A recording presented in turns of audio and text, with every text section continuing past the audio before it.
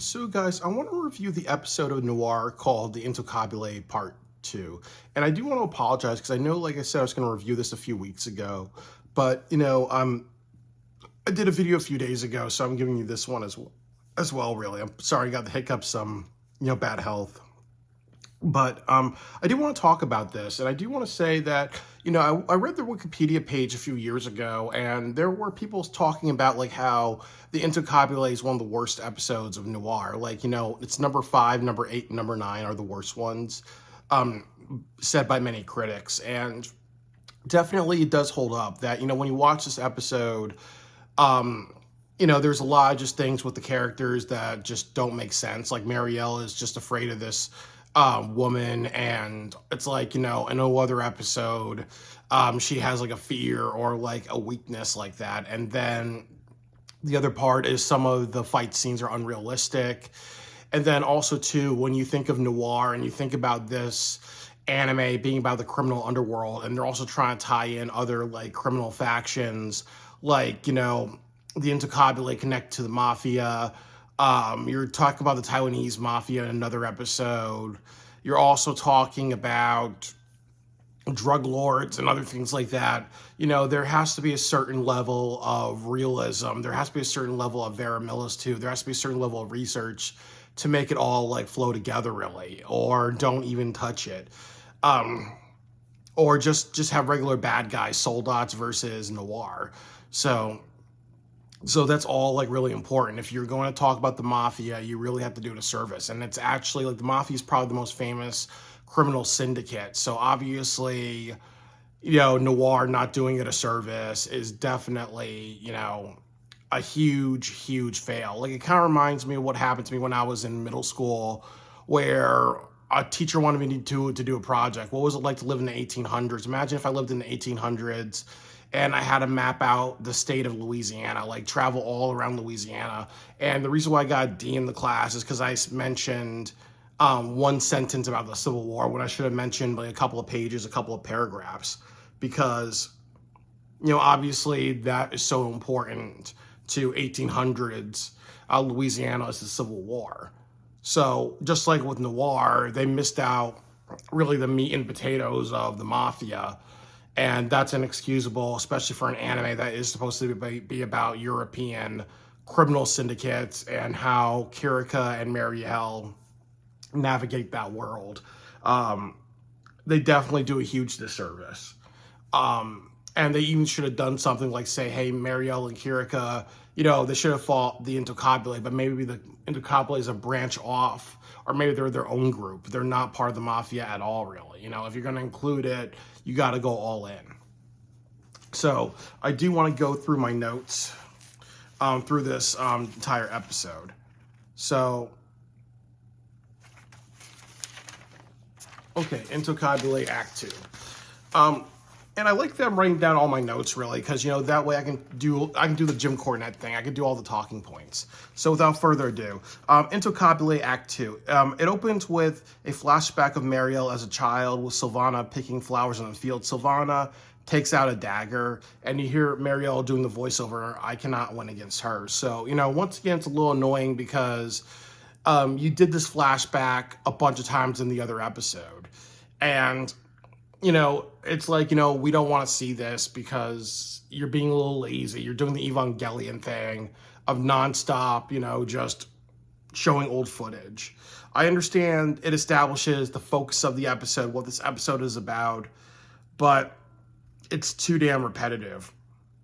And then the next scene, Kirika and Marielle are in the woods. They are shooting at targets, like they're shooting at cans, and what happens is that, Kirika is having a hard time because she, when she was like fighting these two members of the Intoccabile, she got her arm was like shot, and it was kind of grazed by a couple of bullets.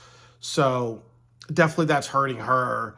And then also with Marielle, she's recalling what happened like the night before, where she aimed a gun at Sylvana and she choked. So she kind of has like, as she said, she missed her goddamn chance, really. So she kind of has some guilt about and some insecurity about not being able to, take her out really.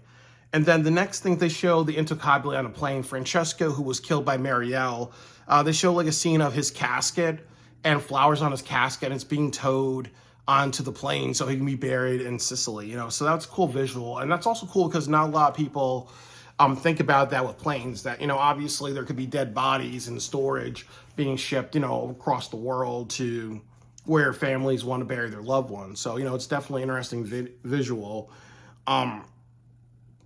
And the Intoccabile want to go back to Sicily, and it's revealed later on in the episode for two reasons. That because there's somebody, Father Bologna, that they meet, and Silvana is talking to him about the contract, and he's kind of deciphering, saying, okay, this is what the contract means. I'll get to that in a minute.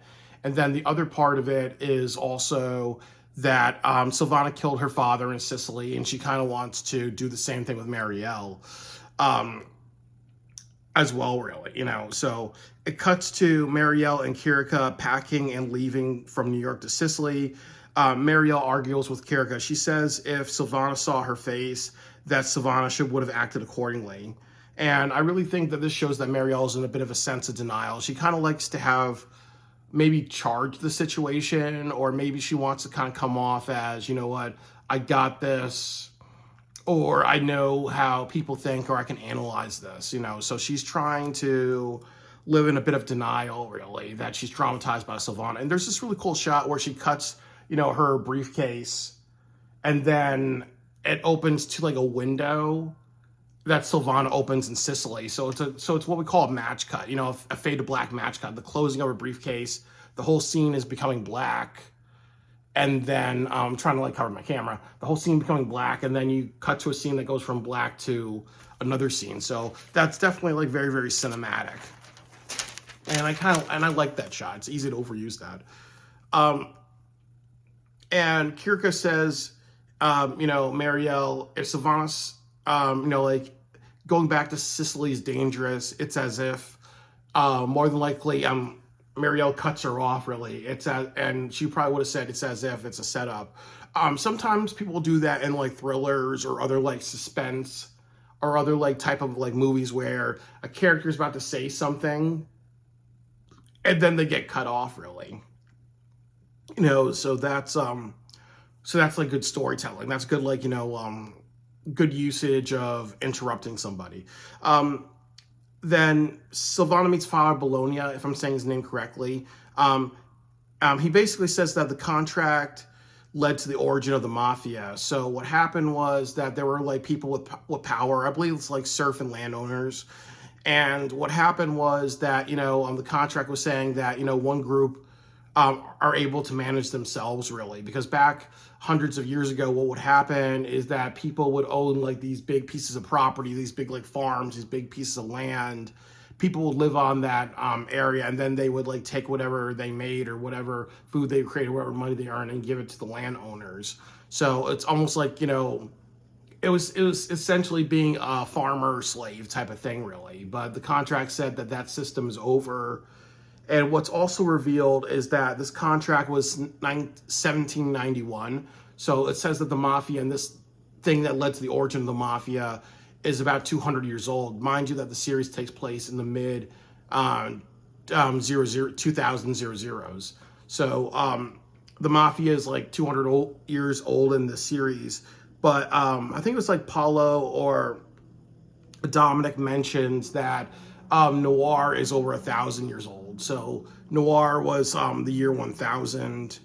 And then there's kind of a story of Noir that they come every 1,000 years. So they came, during the time of Jesus or the birth of Jesus, and then they came at the year 1000. Now they're coming at the year, 2009, I believe the series takes place, really. So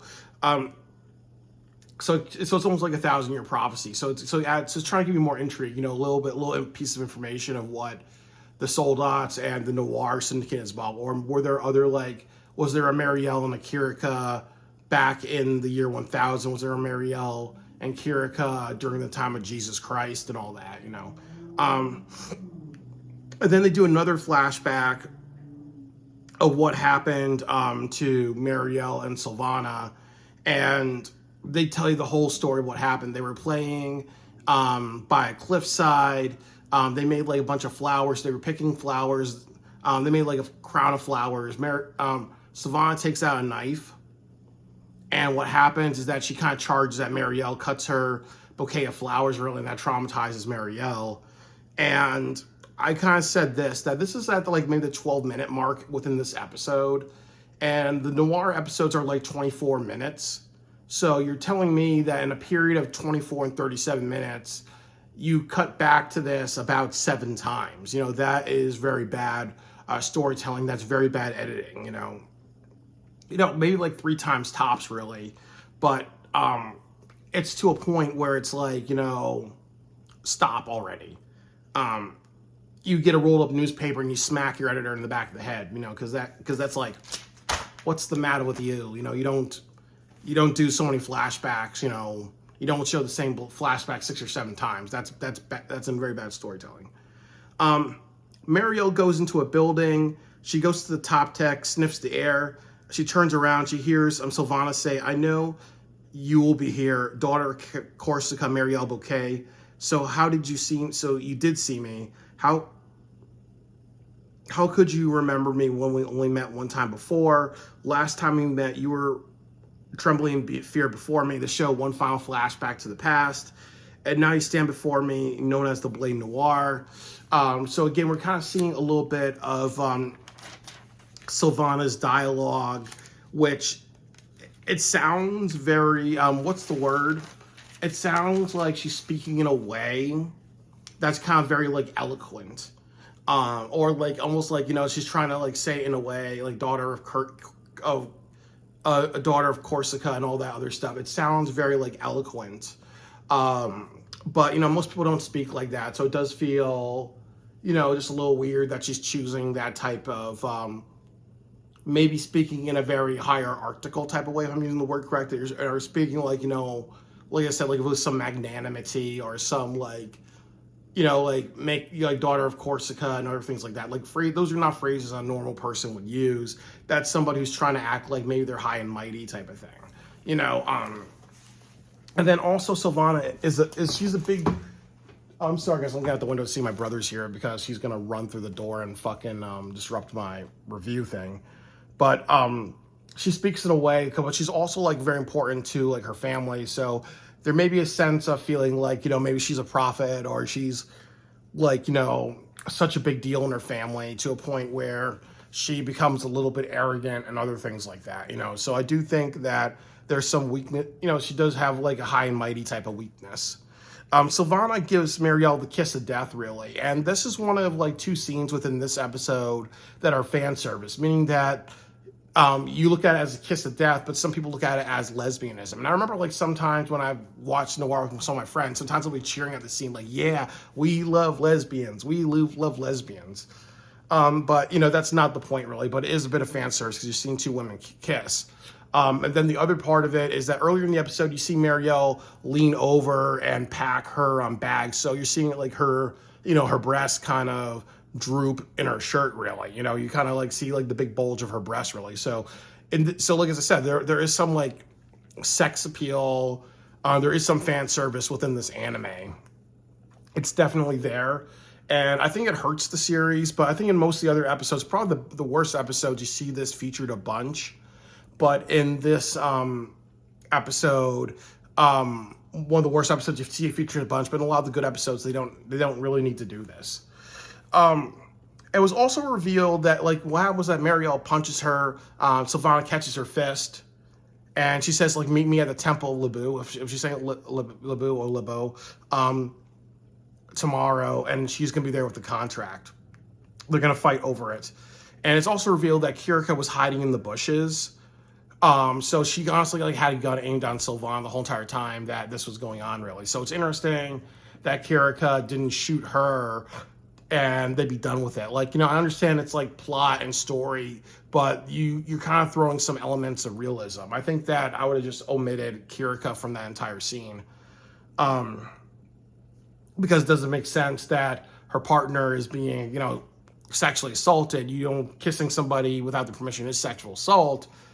Marielle is kind of like, her life is in danger in this whole situation. Kirika knows this.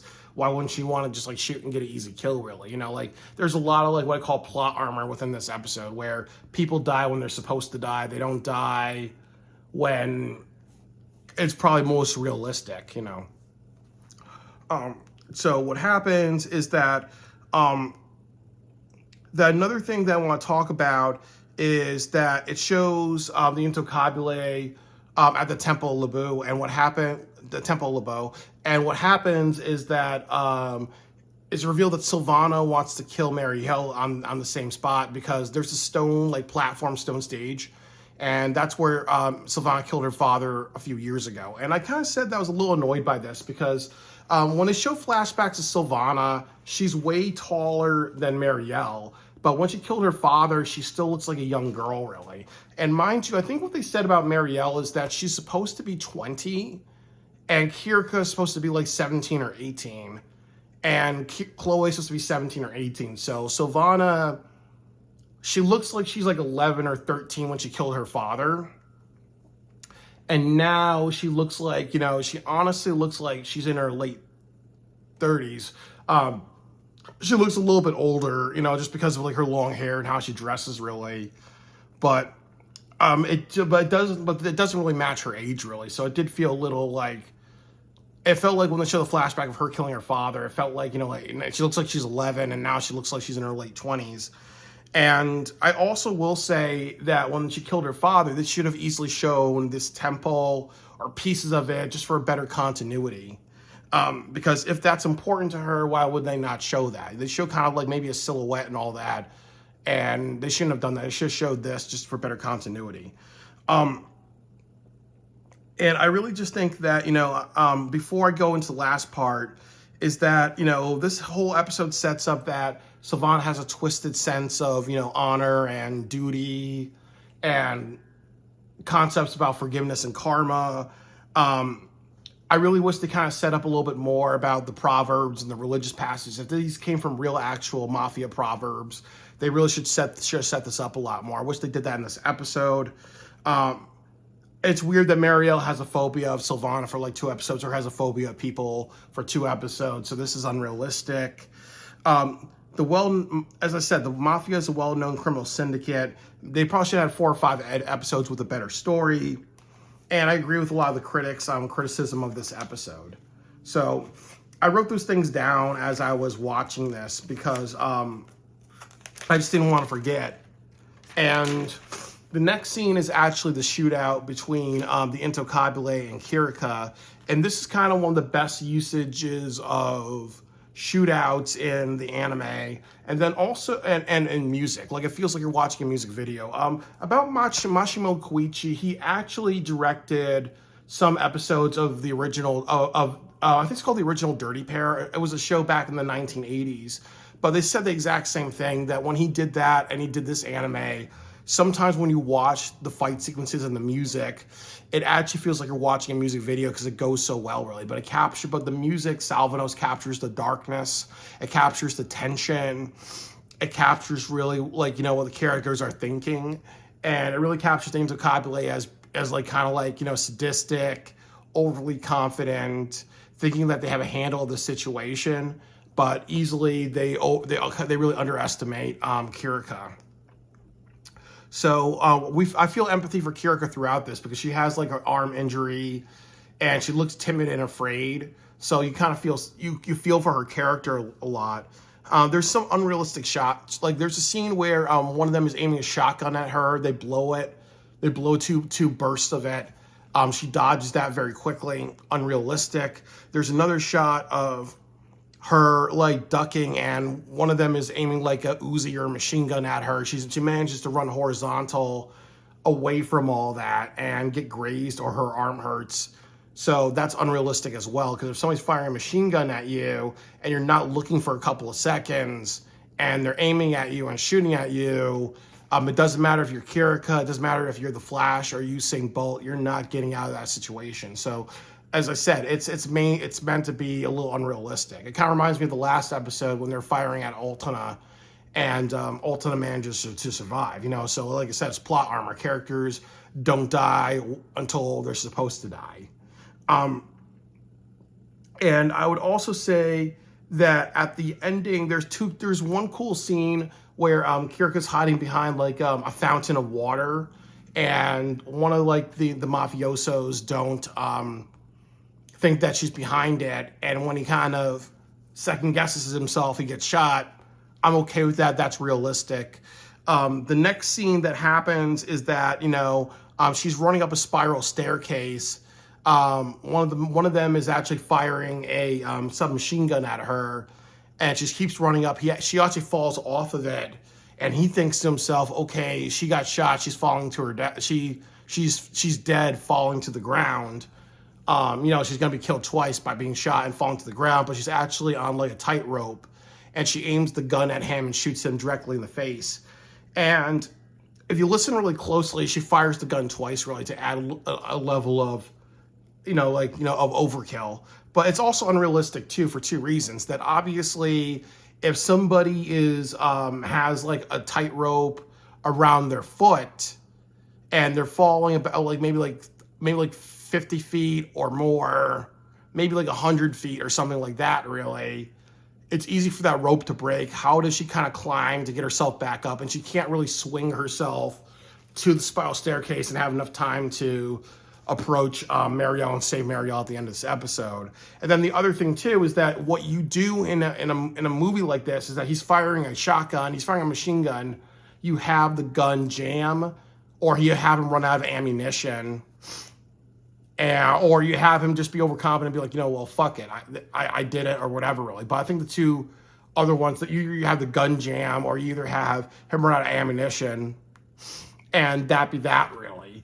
And then you have that happen, really, where he's overconfident, but you don't have him kind of, because I think, honestly, when he realizes it, and he's still holding that gun, really, he could fire off a couple of rounds. It would have been a situation where they would have just shot each other, really, but it was a little unrealistic, and that's kind of one of the criticisms of the series. You went from a lot of outfoxing, a lot of like believable outfoxing, to now Kirika and Marielle have kind of gained plot armor abilities where they don't die that easily.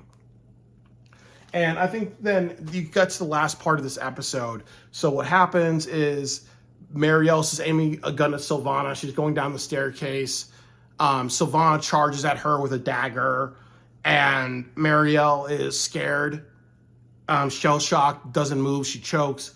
Kirika runs, she fires the gun, and the gun breaks the blade. And then you see Marielle's gun. For some reason, it's in the distance. Obviously, Sylvana's blade is in the distance because it got shot, really. They both run towards it. They do the Cowboy Bebop thing, where Marielle grabs the dagger blade. Sylvana grabs the gun. Just like when Justice and Spike, they grab each other's weapons, then they give it back to each other. And then the other thing is Sylvana struggles. She's aiming the gun at Marielle for a couple of seconds, and Marielle just stabs her.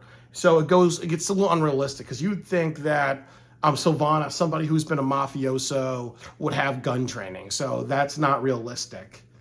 And then Sylvana dies, and it's a little drawn out, really. And then what also happens is that they cut to them back in Paris. And it's a little bad, because what happened was that Sylvana dies during sunset, very beautiful cinematography. They start to play like this sad violin music, and I think that would have been a great end of the episode, but they do this epilogue thing of Marielle and Kirika back in Paris, and it is a little bad. Pardon me. As like I said, my brother will be home any minute, so he'll be barging his big fat ass through the door, disrupting, my take on Noir. Inconsiderate motherfucker. So what happens is that, they're back in Paris, they talk a little bit about the contract, and they kind of realize the significance, which it means that the soldats witnessed the signing of the contract, and the soldats are older than the mafia, and this could be by hundreds of years or thousands of years. So it adds to the mystery, and it's actually a little weird because two things happen. They play the violin song, and it sounds like it loops in the middle. And there's a scene where Kirika's looking out the window, and it looks like, it looks like in the animation, it looks like they're replaying the scene because it looks like maybe the video is also looping as well, really. And sometimes they do that in anime where they kind of will do that just to kind of draw something out. And that's kind of really the end of it. Like, again, they're trying to set up a little bit of like the mystery of the Soldats, like what is this organization? What are they about? How did they originate? What's their length? These things are left up in the airs, really. They kind of make you think a lot because you remember in episode 2, they said that there was a Noir faction and the Noir became popular in the 1970s. So there is kind of a theory that every 30 years Noir pops up, so the 2000s, the 1970s, the 1940s, the 1910s, the 1880s, the 1850s. And if you think about it, some world wars happened during that time, or some like large conflicts happened, almost every 30 years. The other part of it is that, like I said, if they started in the year 1000, that's 1,000 years after the death of Christ. And there's always like that mythology of Jesus coming back every 1,000 years. So they could have been, a bit of a sacrilegious group saying, okay, Jesus has been dead for 1,000 years. Noir is like the savior, is like Jesus, is like an incarnation of Jesus. Or you could argue that maybe they came in the year 00 during the birth of Jesus, and they're tied into that as well, really, or 1,000 years before that. So it's interesting when you kind of like put conclusions on Noir and like the origins of the Soldats and all that. But it's stuff that they don't give you a lot to work with, but you kind of can create your own conclusions and your own fan fiction to decide, the origins of the Soldats, really. So I really think with this episode, I think the strength of it is with all this, talk about the Soldats and still giving you stuff, but not enough, really, and keeping it mysterious but interesting.